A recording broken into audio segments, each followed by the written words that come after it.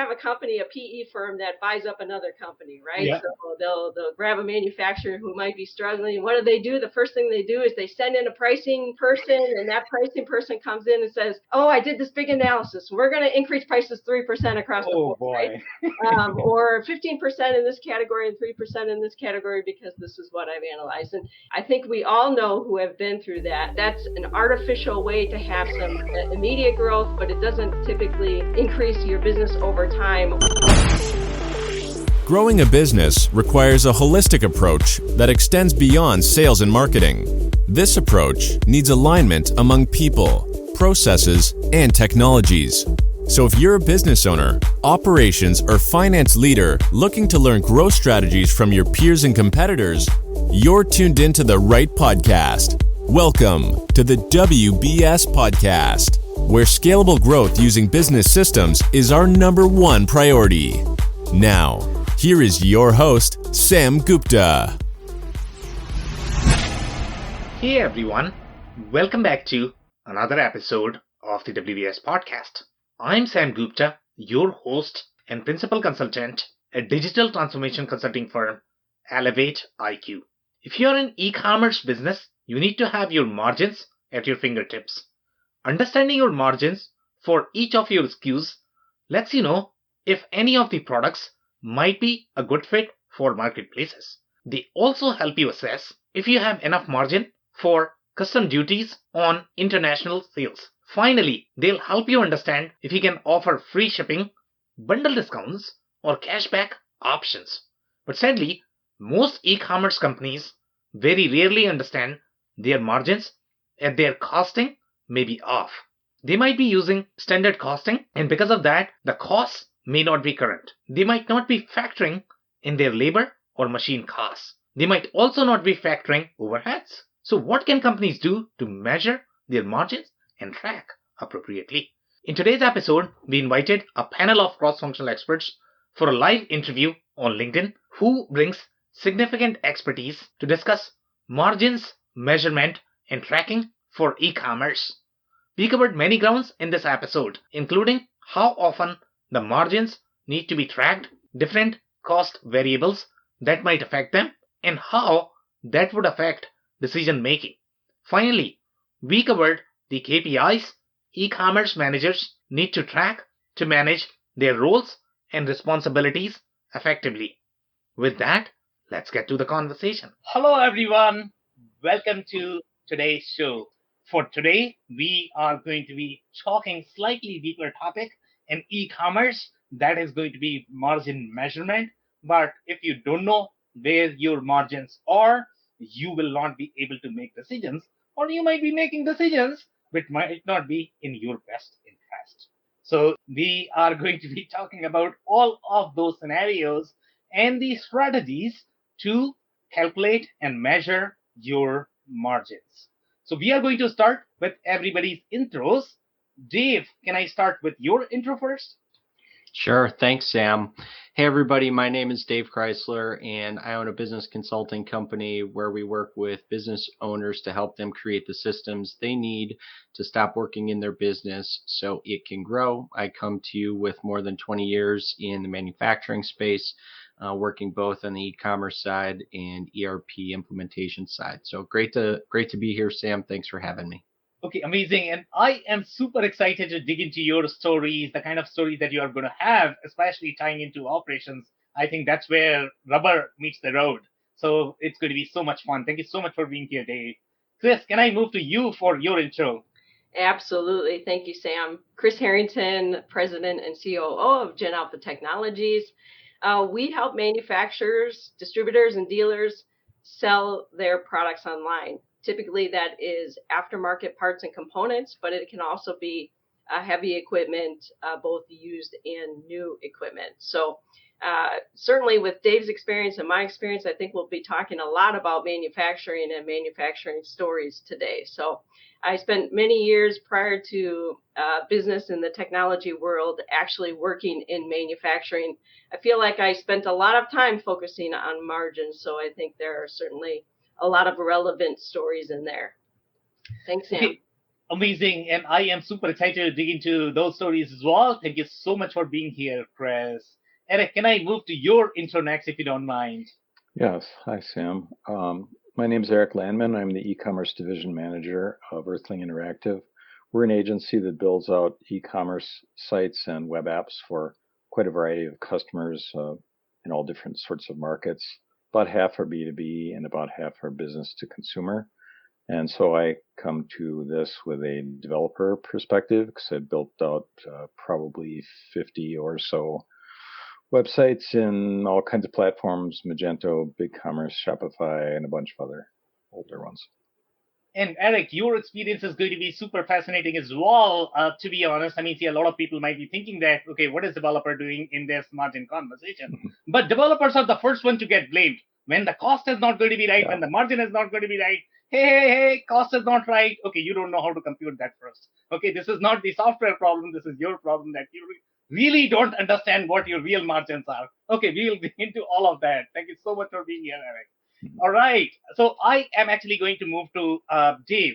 So let's talk about, what is going to be the strategies for tracking the margins. And I don't know if you're going to have any sort of stories, if you have any specific stories that you might be able to share related to margin tracking where you felt that, you were doing everything right, but margins were off because maybe costing was off. Maybe you sort of knew that the costing was right, but then you realize later on, you were losing far more than you should be losing. And since you have managed P&L, that could be a very, very scary position to be in. So over to you, Dave.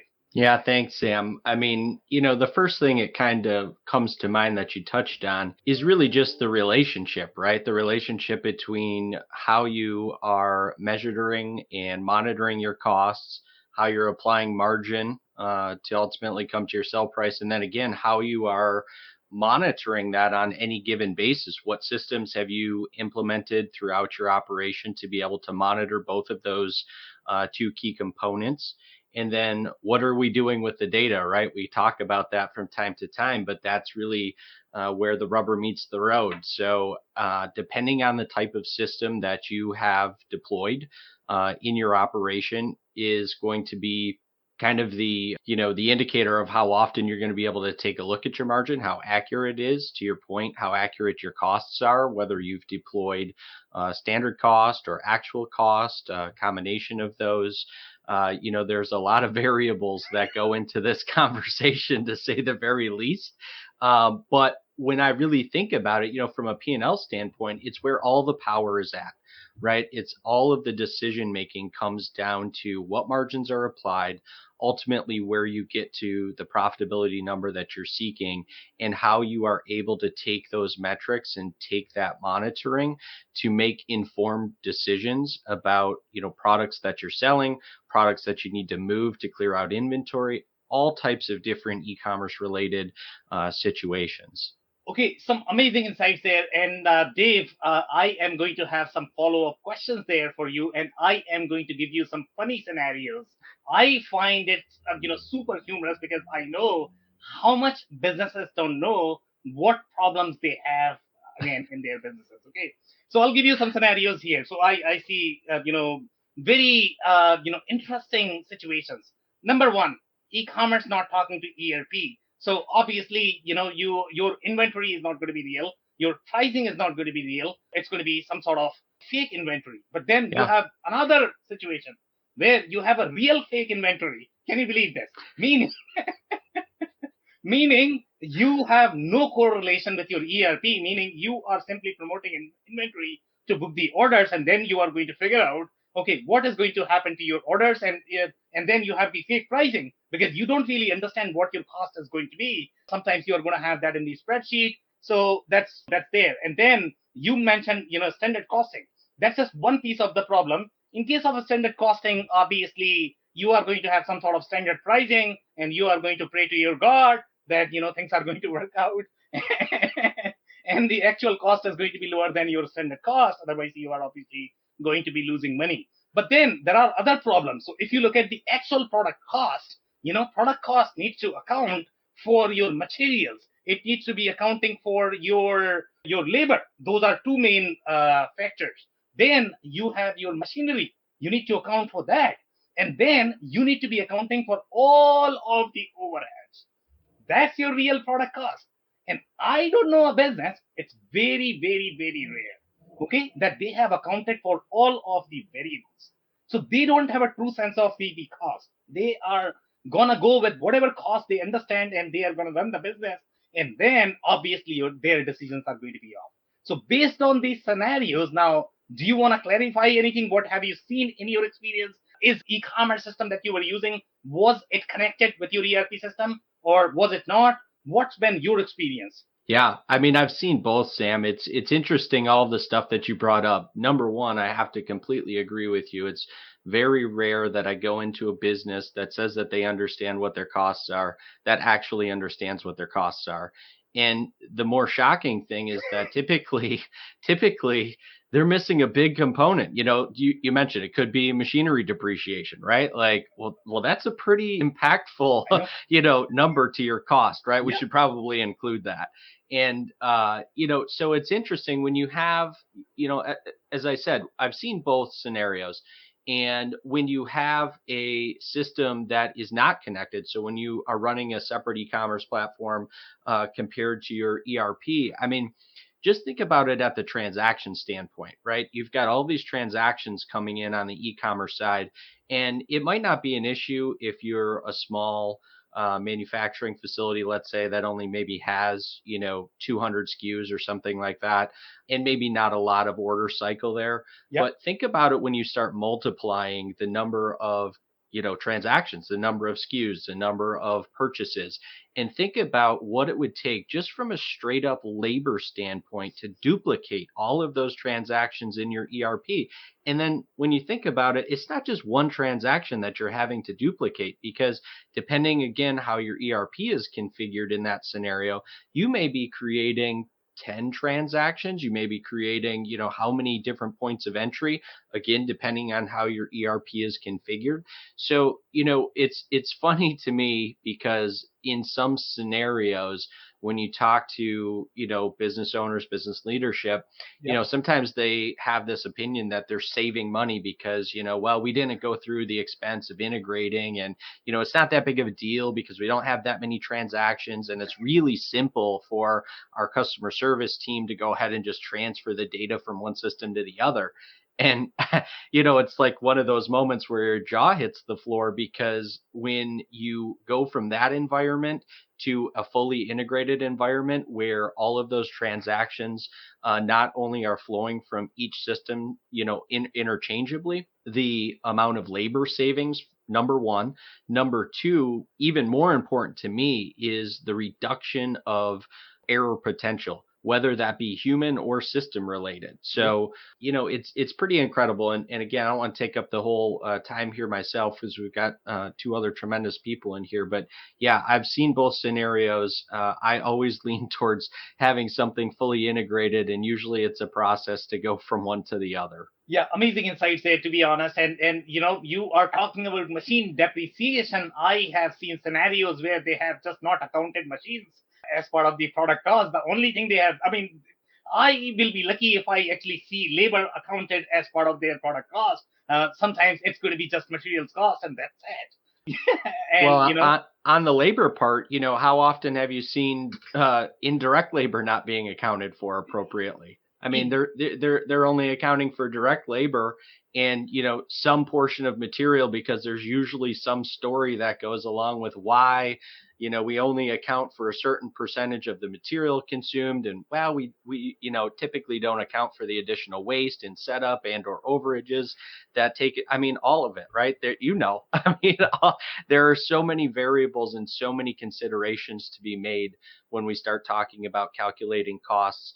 And something we haven't even touched on yet, but again, another important factor as we dive into this is, the frequency at which we review all of this data, right? Yep. Like, we're living in a time right now, kind of post-pandemic here, where you're starting to see not only supply chain issues, but those supply chain issues are now impacting raw material, whether it's shortages, price increases, and those are starting to impact cost of goods. So how often are we accounting for those, changes? How often are we reviewing them? How often then are we impacting our sell price to, again, create the margin? Okay, amazing. Thank you so much for that, Dave. So I'm actually going to move to Chris. Chris, if you don't mind, do you want to share your perspective in terms of, what you have seen companies employing these strategies when it comes to tracking their margins? How often do they track? And if you have seen any sort of funny scenarios where you have found it super amusing that, the way they were tracking their costs or they were making their decisions.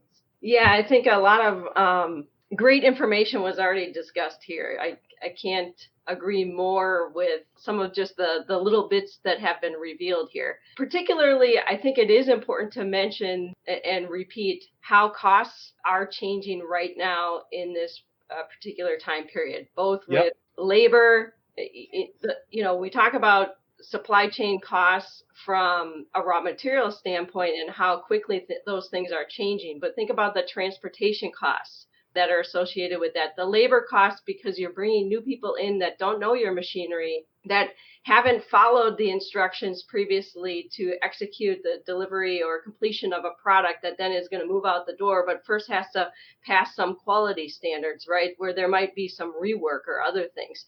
So that we are living in a very interesting time where we know it's going to have an impact on margin.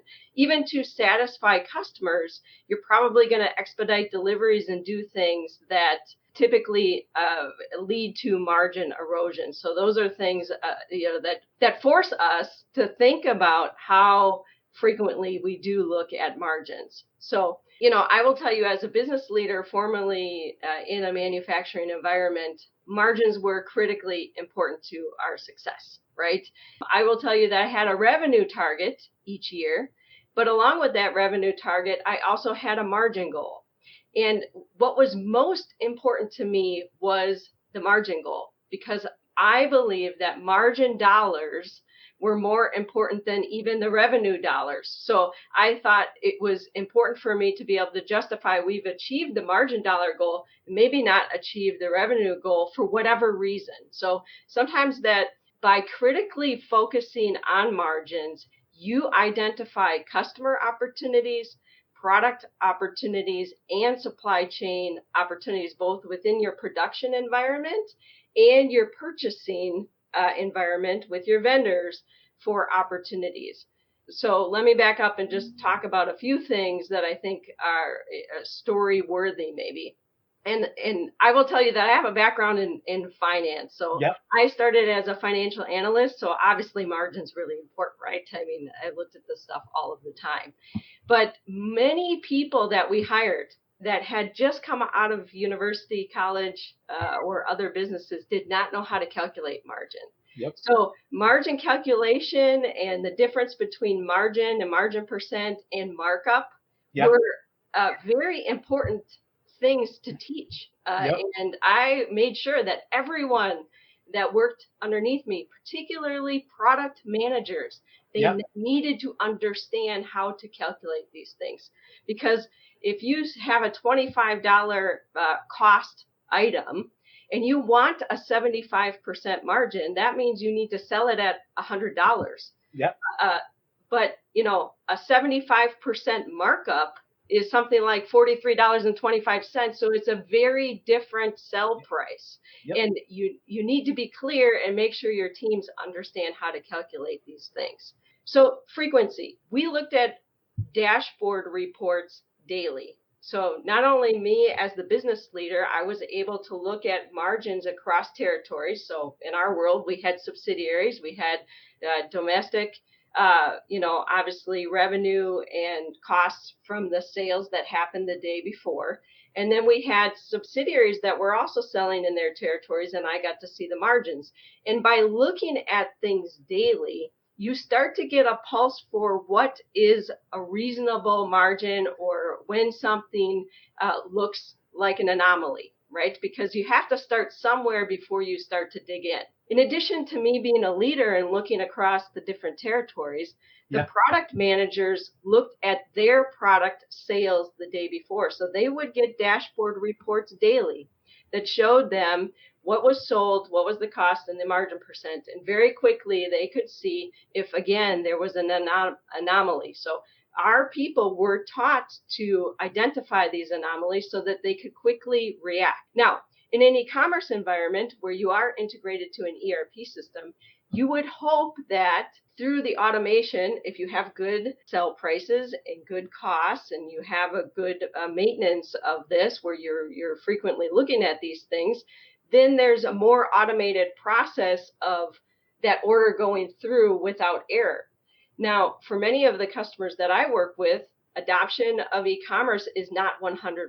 So you still have the more manual order entry happening in your customer service department, Yep. or happening from salespeople who are there, obviously maybe doing something to satisfy our customer, whether that be giving a discount that wouldn't be the normal standard margin that you would like to receive on a different product group. So you can catch these manual errors by looking at things regularly. And you will typically find that the manual errors that's where the errors come from, is when customer service teams have to enter or override pricing or do something that would be different. So that can certainly point out an error that can help you dig in and hopefully correct it in time to resolve something like that.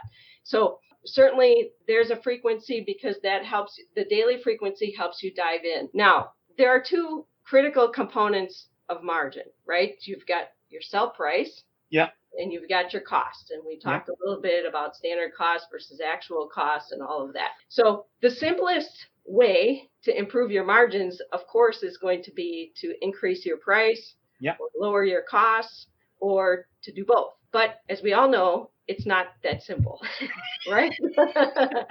So, what does you have a company, a PE firm that buys up another company, right? Yeah. So they'll grab a manufacturer who might be struggling. What do? The first thing they do is they send in a pricing person, and that pricing person comes in and says, oh, I did this big analysis. We're going to increase prices 3% across the board, boy. Right? Or 15% in this category and 3% in this category, because this is what I've analyzed. And it's, I think we all know who have been through that's an artificial way to have some immediate growth, but it doesn't typically increase your business over time or create lasting relationships with your customers.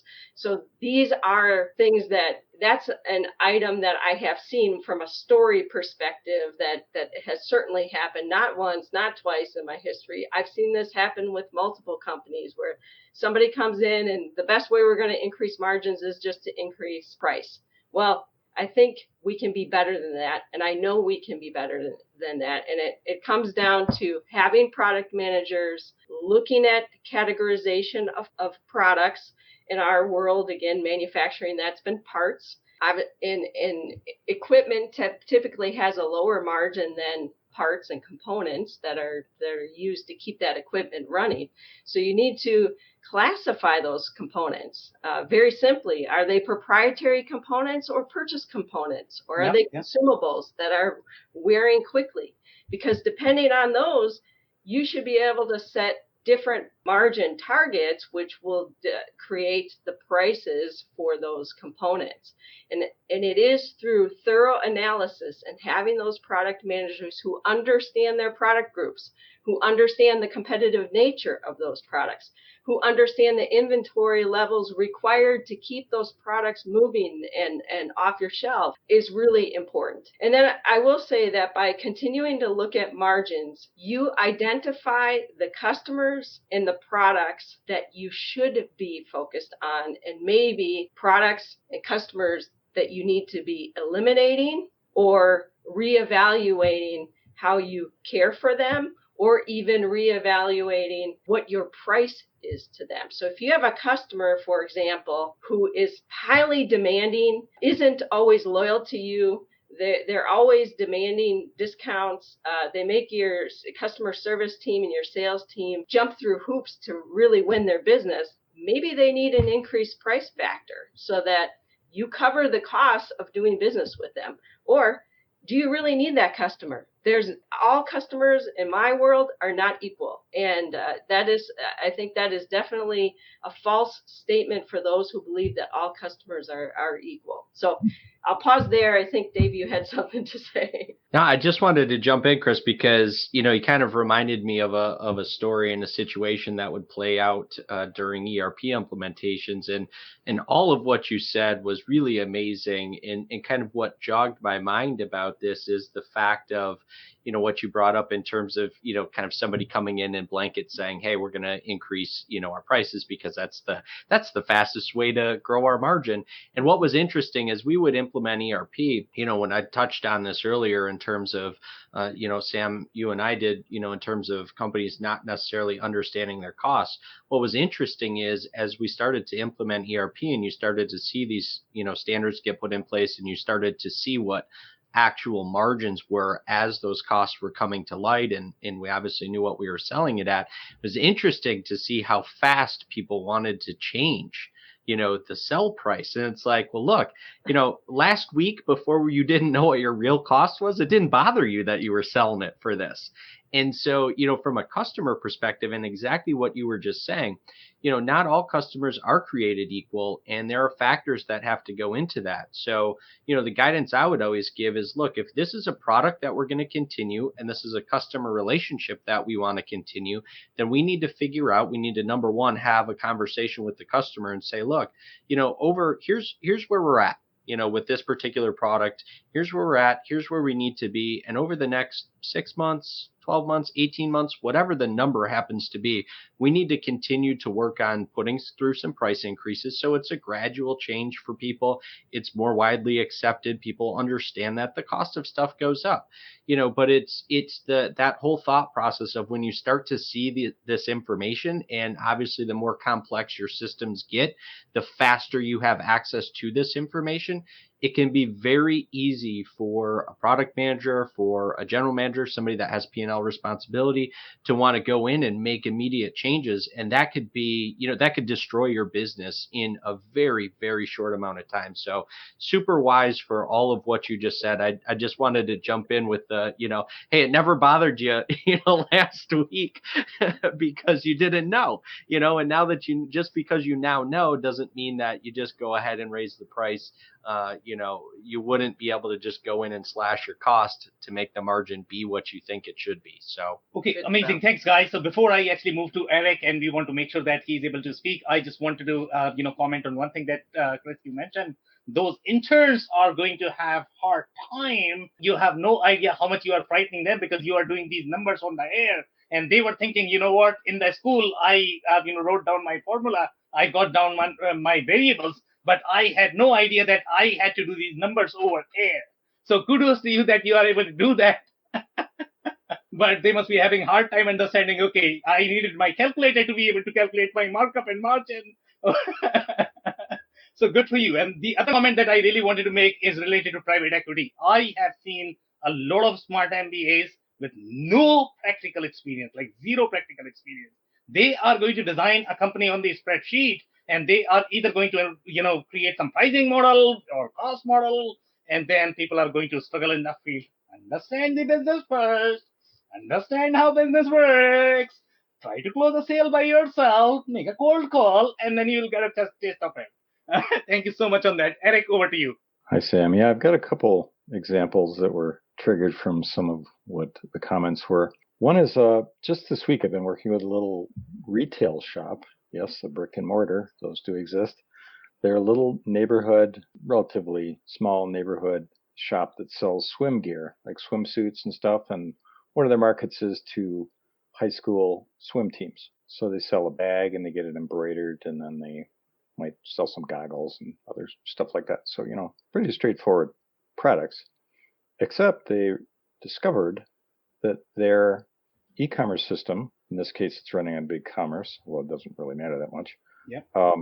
Was not synchronizing the inventory properly through their middleware. So here's the kind of weird stuff that developers run into. If somebody would have an order and they would say, just buy a black bag and some goggles, inventory syncs fine, no problem. If they would buy the black bag, get it embroidered, and then buy some goggles, none of the inventory for any of the products, we'd be decremented. So you're just going, what is going on here? Well, in this case, it was the middleware that was misbehaving. So I'm bringing this up because they're running out of product. They're going back to the storeroom and going, wow, we've got 5 of these bags left, but the website says we have 25. What's going on here? It caused major confusion. Yeah. And confusion, as we know, is expensive because you've got these poor administrators and people trying to fulfill orders running around going, I don't know what's going on here. And so I'm pointing out that this is a cost. It comes as part of your margin. So whenever somebody thinks, what does it cost to develop a website? What does it take to build it out and maintain it? This kind of thing happens, and it just throws the numbers all off. So that it's not a good situation. I have one more story too, by the way, which is kind of cool. I worked with a floor covering distributor. They sell tile and carpeting and stuff like that.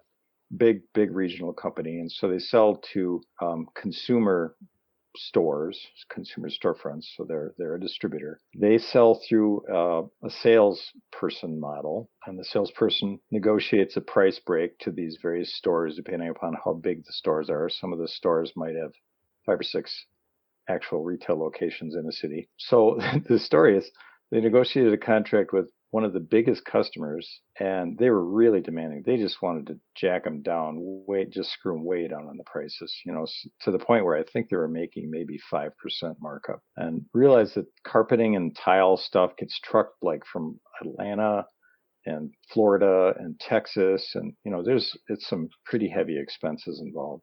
So to make 2% on that, you just go, oh, well, their order might be $10,000. So this customer just kept screwing them down on this. And then they discovered that they were stretching out the accounts payable to 120 days. So these factors, they don't, there's a opportunity cost there. Yeah. And you could have sold this to somebody else and made a lot higher profit. Maybe you're selling less product, but it wouldn't matter if the dollars are the same. And also there's the accounts payable delay cost, which I don't know how that figures in, but anyway, that's just kind of another thing to think about. I'm glad I don't run that company because that sucks. So there's a couple of stories there. Yeah, those are some really interesting stories. And obviously you are going to know the cost of these things only when you have a true sense of your product cost. Companies don't even understand the true sense of their product cost. So guys, if you have any follow-up comments, we have a small group, just raise your hand and we can take those comments onto these stories. If you don't have, then, I am actually going to move to the next question, if you guys don't mind, and that is going to be related to KPIs. If you have seen any specific KPIs that you recommend, let's say if I'm the e-commerce manager and I am not as experienced e-commerce manager as Chris, who can do her margins on fingers, it's going to take some time for me to be able to do this. So let's say if I am that new e-commerce manager and I'm trying to figure my way around, and what are some of the KPIs that new e-commerce manager should be tracking on a daily basis, weekly basis, monthly basis, so that they have the sense of their cost and they can make the appropriate decisions. Because if e-commerce managers are really responsible to make sure which product goes on which channel, at what price, they have to do this heavy lifting, even if they might not really have the accounting background, which is kind of a tricky spot to be honest, because they don't really understand, whether the costs they have been provided are real or not. They simply have to operate on some of these numbers. So Dave, I'm actually going to come back to you. So let's say if you were the new e-commerce manager, how would you do this? Yeah, I think the first thought that popped into my mind when you asked this question, Sam, is, the statement about the e-commerce manager not necessarily, understanding the finance component. I think we touched on this maybe in the finance talk, but what's interesting is you really have to connect all of these dots to give people the tools in order to make appropriate decisions, because it's really what we're talking about with any of this stuff, and more specifically from a KPI standpoint, the things that I think somebody should be taking a look at. And again, depending on what the business model is, let's take a manufacturing scenario made to stock. That's kind of the easiest one to talk about in an e-commerce environment. in my opinion, you need to be looking at product turns. You need to be looking at inventory levels. You obviously want to be taking a look at on some sort of consistent basis what that product margin is. But then kind of beyond that, if there is any variable for whatever reason between customers, I would like to take a look at that on some, sort of frequent basis. That doesn't have to be daily like a product KPI, but maybe monthly, quarterly, something like that. I think all of those things should be looked at. And again, it depends on how integrated your e-commerce system is with your ERP.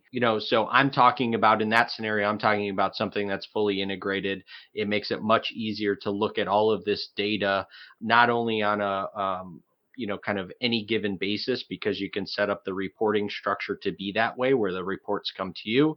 So you're not necessarily having to go out and seek this information. But those are a couple of key ones that come to mind because, again, to your point, these product managers, e-com managers are having to make decisions, whether that be, hey, we've got too much inventory, this thing isn't moving. What kind of, what are we going to do with this? Are we going to discount it? Are we going to bundle it? And again, then you have to bring in that finance component, because then we have to start asking questions like, okay, well, depending on what the cost is, depending on what that discount is, depending on how we're going to include it in a bundle, does that impact us financially? Are we going to end up having to write some inventory off because of that? So, I kind of go back to where I started with all of this, and that is somebody, product manager, P&L manager, somebody that is responsible for this really has to understand the relationship of that margin component to what the cost of the product is and what the real goal of that could be. Because, my experience, it would be okay to discount something, take a loss on it to free up the cash for inventory. Right. So again, unless you understand all of those, how those relationships work, you are making, very important decisions where some people may not think, oh, well, what's the big deal? I'll, kind of to Chris's point, what's the big deal? I'll raise the price 3%. What's the big deal? We'll discount it by 10%. What's the big deal? We'll throw it in as, as an additional, feature of this other, widget. But, it's just not that simple. And the less integrated your systems, the more complex that decision makes. The further the relationship is from somebody that controls those product decisions on an e-com level to your finance team, the more problems you're getting ready to introduce. And, and unfortunately, I've seen it too many times where a decision gets made and, it could be months down the road until that decision is felt financially. And then everybody's standing around pointing fingers and saying, well, who said that we should do this? Who said we should be discounting this to get rid of, that particular inventory? So yeah, that from a KPI standpoint, obviously you want to be looking at, the metrics that you've set up, but that's only one component of it from my standpoint. You really want to be closely tied in with your finance team and your leadership team to understand, what are we trying to do here? What's the end game? What's the results that we're going after? And then kind of execute the plan accordingly, because then it's just a tactical move at that point in time. Okay, amazing. And Chris, I am actually going to have a follow-up question for you. So I don't know if you know Dave's background. He actually grew up in a business family. Okay, so when you grow up in a business family, you are supposed to know the product turns, the inventory ratio when you turn one. That's how business families are. I grew up in a business family as well. Okay, but I don't know if you are going to find any e-commerce managers that are even going to have remote understanding of, what inventory ratio is. And even if you could find that person, they are probably going to ask for twice as much in terms of their salary. So when you are hiring these guys, e-commerce managers, have you seen if they have real understanding of, how inventory moves, how, they might have pricing discounts, sales, e-commerce. I mean, really from the e-commerce perspective, they know price, they know marketplaces, they know how to position from the marketplace perspective. They have very deep understanding of marketing. But other than that, in my experience, I have not seen that. So from your experience, let's say if you were either the new e-commerce manager or you were hiring an e-commerce manager, what is going to be your expectation from that new person and what you would do, let's say, if you were the new e-commerce manager? Sure. A lot of big questions there. So I would like to just step back and say, do I see a lot of e-commerce managers with that experience? Yeah. And the answer to that would be no. But I would also answer that not enough companies are hiring e-commerce managers. Yeah, I agree. Okay, so I don't have a lot of experience working with companies that have e-commerce managers. That's just a fact. So they're typically missing out on a lot of other opportunities in e-commerce. So I just want to be very clear about that being an opportunity for manufacturers who are implementing e-commerce solutions. So what happens is that e-commerce is typically run by the same teams that have been running the business. So usually they will have experience with some of these things, but they won't have all of the marketing experience and the other things. So if you are looking to hire an e-commerce manager and you're a business leader who understands the importance of margins and talking about, when you set up a promotion calendar, how are you going to ensure that your promotions don't negatively impact our margin dollars and margin contribution to the organization? That could be a question that you ask in the interview process to just help you understand how an e-commerce person would think about how they would solve for that. And it's going to begin to uncover their level of understanding of the impact of discounting product and the impact to your margin. So I guess to answer that question directly, there isn't a ton of experience of e-commerce managers either knowing that side of things or even e-commerce managers in positions today. I think that is a position that is still evolving, especially in the B2B space. And I do think for those people that want to be e-commerce managers, this is an opportunity for you to think holistically about the business so that whatever return you're getting for developing an e-commerce strategy, you should be considering the margins that you're going to gain.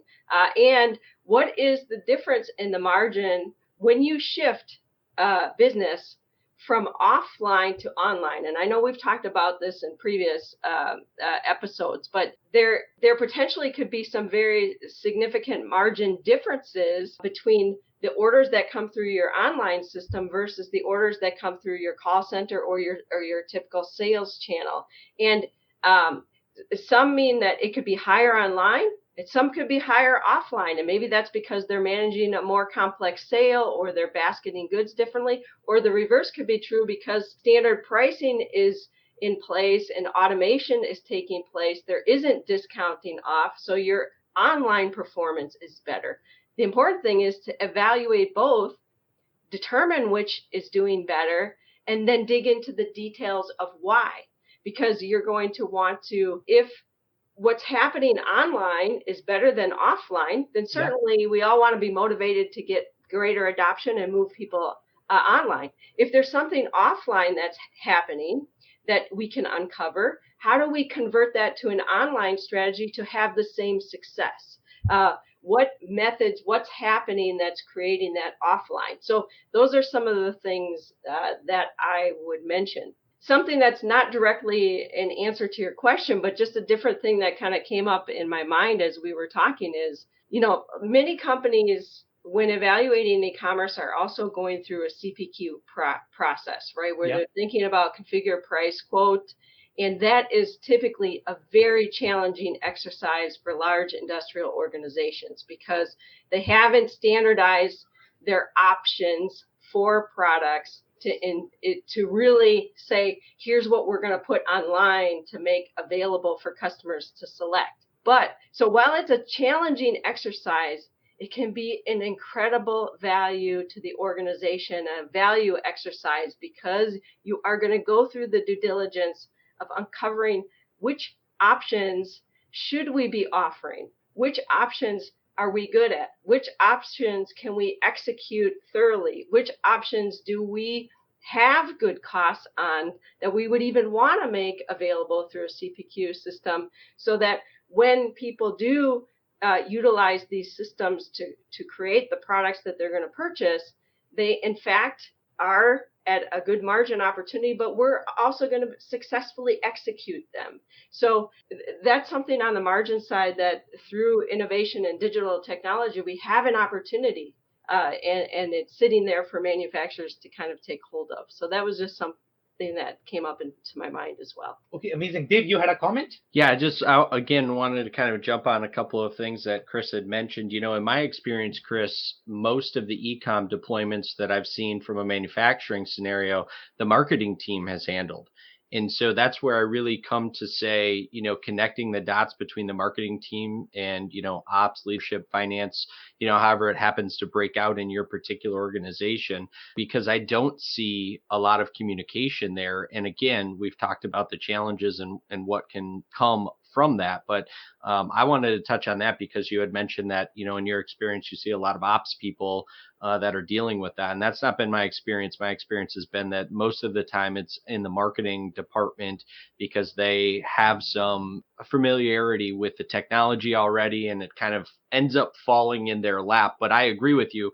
I also have not seen very many e-com managers that are, one, able to bridge the gap, and two, are even in place. So totally agree with your point on that being an opportunity for a lot of businesses out there.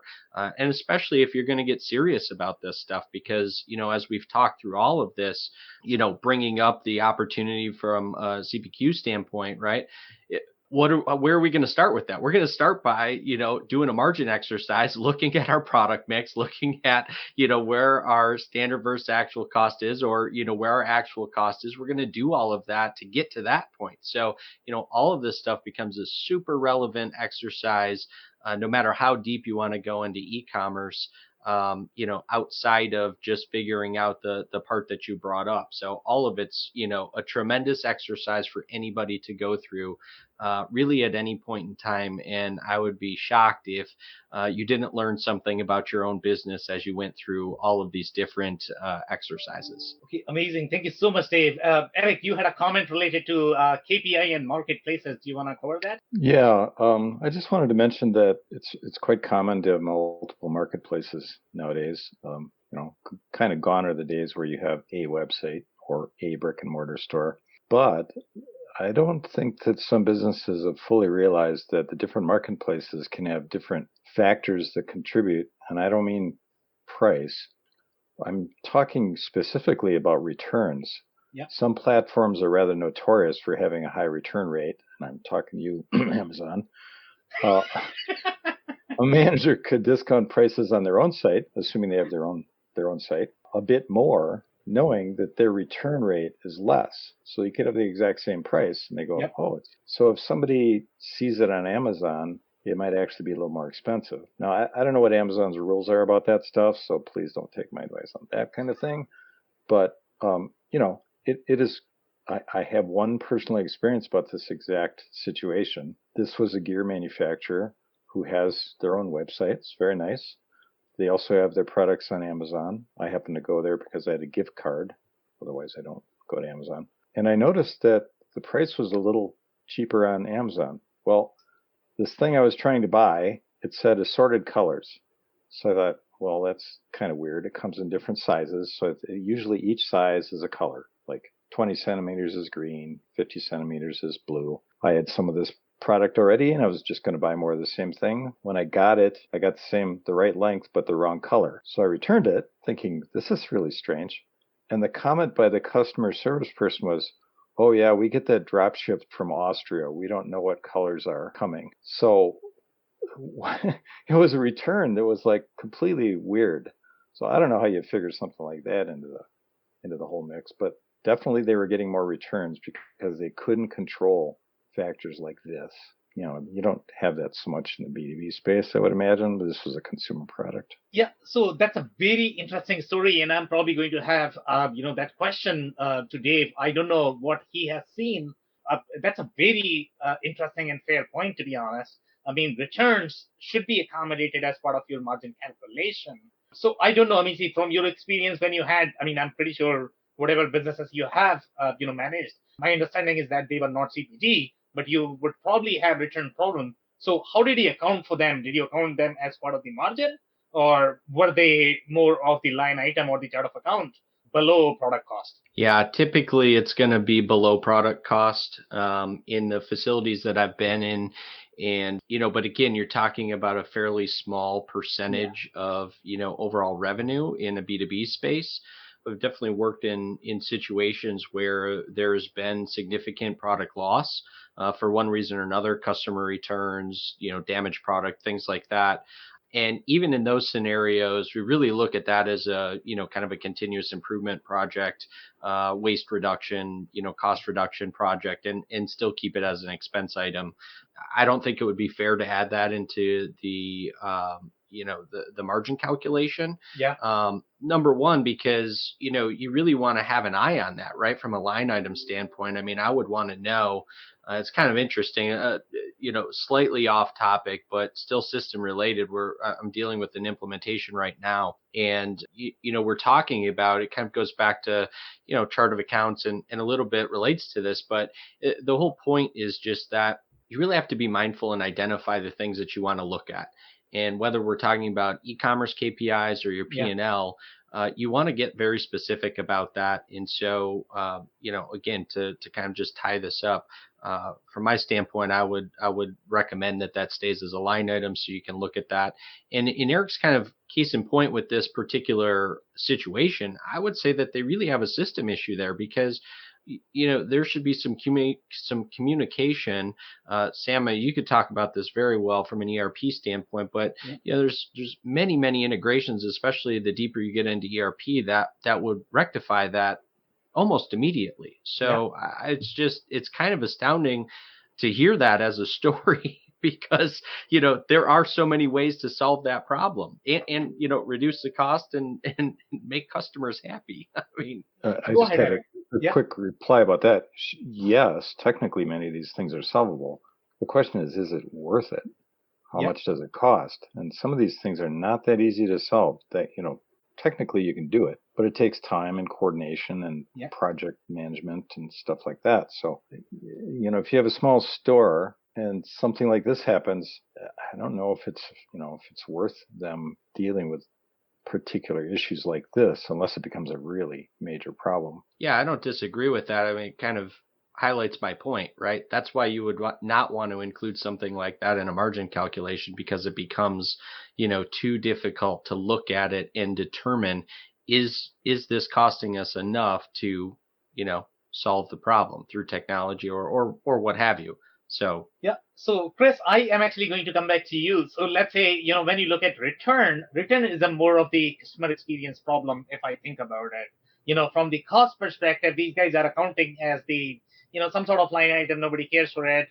Probably you are going to, consider that as part of the continuous improvement project. But return is a lot more than just a return in my experience. And that should have some sort of consideration overall when you are computing margin, which are the channels that you are targeting from the e-commerce perspective.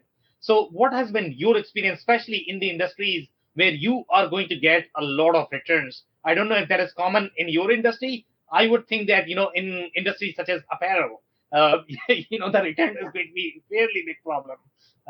And obviously when you have the return problem, and especially if you're offering, let's say, free shipping, I don't know how to handle that, to be honest. I mean, that could be a very big line item. So from your experience, do you think that return is going to be slightly more margin related problem, or is it really the e-commerce problem? Well, let me talk about how most of our customers are handling returns today, because I think that will kind of, I haven't gotten into their books to understand how they measure it against margin, but we all know that a return is negatively going to impact your the money that you have left over to reinvest in your business, whether that be your people or inventing something new, or all of that creativity that you want to keep driving performance of your own business, which is why we want to have as much margin contribution as we can.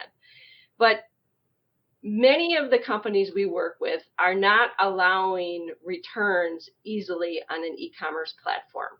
Okay. And that's typically because the value of their products is much higher.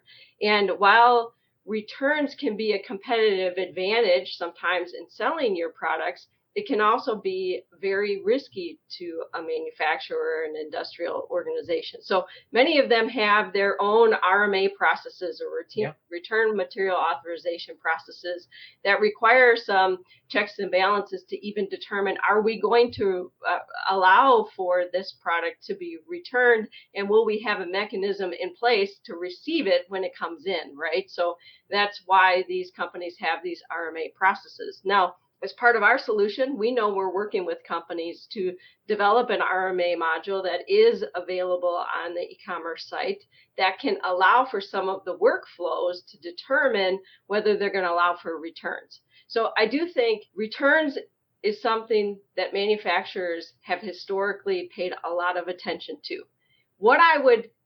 If I were coaching a company, what I would tell them to do is pay attention to, again, the products that you're selling and the amount of returns against those products. Yeah. So in an analytics platform, you can have at the line item level, here's the revenue, here's the number of orders, here's your cost of goods sold, and here are the refunds or returns associated with that same line item.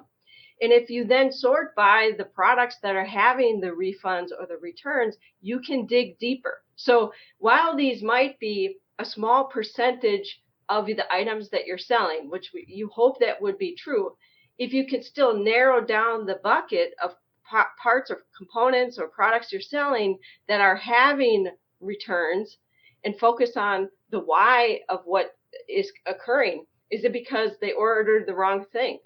What is the reason? You need to figure that out. And then it might be product data related. It could be information. It could be images. It could be something related to ensuring that, in fact, the person or customers are getting the right thing the first time rather than having costly returns. So go to the detail of the products, identify those that are having the returns so you can stop it in the future. That's where I would say the coaching would come in. Okay, amazing. So now the only thing I can take is the short closing advice. So Dave, I'm actually going to start with you. What is your short closing advice? Yeah, I would say net profit is the lifeblood of any business. And the only way to get net profit is to start with margin. Yep. So you want to be mindful of what the margins are. You want to be mindful of what your costs are, and making sure that you are having good conversations with your finance and your leadership team if you are in an e-commerce position, to make sure you understand the impact of your decisions. Love it. Thank you so much, Dave. Chris, what is your short closing advice? I agree with everything David said, so I'm just going to talk about something we didn't talk about, which is analyze your channel margins. We have a lot of manufacturers who work with dealer networks. Those dealers might rely on the manufacturer to actually hold the inventory, drop ship to their customers. So the manufacturer is actually doing all the work and giving a big part of that margin back to dealers. In an e-commerce setting, this is an opportunity to maybe take some of that margin back. So analyze your channel partners. Okay, love it. Thank you so much, Chris, for that. Eric, what is going to be your closing advice, please? Yeah, working off of Chris's point, that was what I was alluding to previously about you have multiple channels going on and they can have different cost factors and different considerations. So sometimes marketing people kind of forget about that. It's important. Okay, amazing. Thank you so much, guys, for this discussion.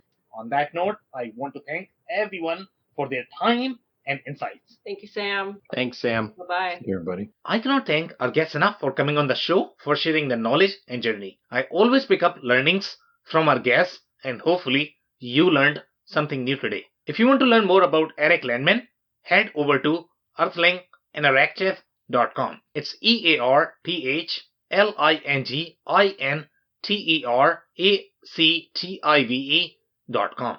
If you want to learn more about Dave Chrysler, head over to thechrysler.club. It's THECRYSLER.CLUB. If you want to learn more about Christina Harrington, head over to genalpha.com.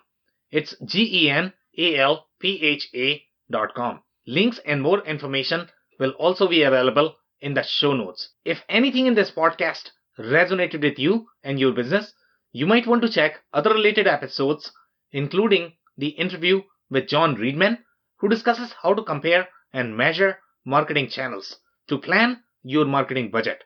Also, the interview with Paul Sonneveld, who discusses the marketplace expansion strategy for e-commerce sellers or manufacturers aspiring to expand their footprint through digital commerce.